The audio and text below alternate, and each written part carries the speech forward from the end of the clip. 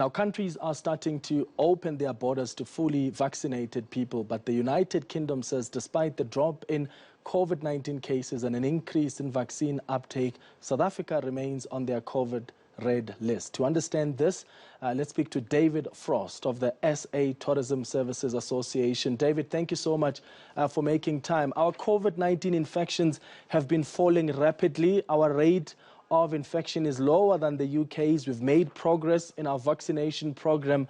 There can't be any reasonable basis for keeping South Africa on the red list. Good afternoon. Well, I mean, you said it quite eloquently. I mean, that's certainly our position. We quite frankly, we outraged at the decision last Friday to keep South Africa on the red list. And salt into the wound was that 8 countries got taken off, and many of those countries, when you look at certain specific indices, are in a far worse space than we are.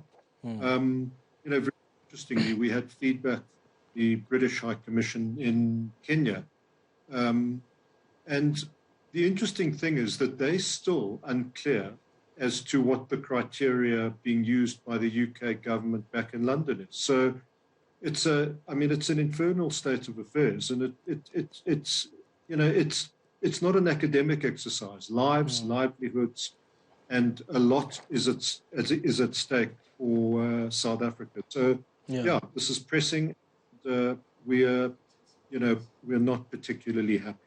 Yeah, and one wonders what they're relying on, whether it's the bad interpretation perhaps of the science, because the UK government said the ministerial decisions on allocations to the red list are informed by the latest scientific data. Now, we have some good scientists who have made discoveries that are probably not being properly interpreted to the world. I was looking at the list of some of the countries that were removed from the list. Some of those countries' genomic sequencing is just about non-existent if you compare them to ours. No, absolutely. I mean, we've got top scientists in this country, and they do incredibly good work. And I mean, the variant, the C.1.2 variant that the scientists unearthed here was very perniciously labeled the South African variant, where it's not at all. It exists in 10 other countries, and we're merely being punished for good science. But I think the encouraging thing now is that there's a national incredulity about this that's now being felt pervasively across South Africa. So business leadership South Africa are totally on side with us. Minister Naledi has expressed her grave disappointment, and we are continuing to engage with her and provide her with data and the arguments that we've been busy with over the last 5 months.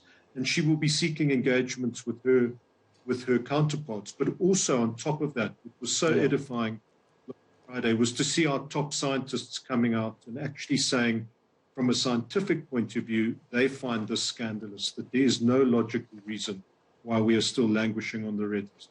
Yeah, no, David Frost, thank you so much for making time on the lead this afternoon. Yeah, let's hope some more aggressive lobbying will be underway, not only from our government, but from the business organizations as well, like the Business Leadership South Africa, whom we interviewed on this show last week. They have written a letter to the Prime Minister, Boris Johnson. They bringing together big corporations to demonstrate why this decision not only impacts our economy, but it also impacts the economy of the UK. That's David Frost there talking to us about how this decision simply doesn't make sense.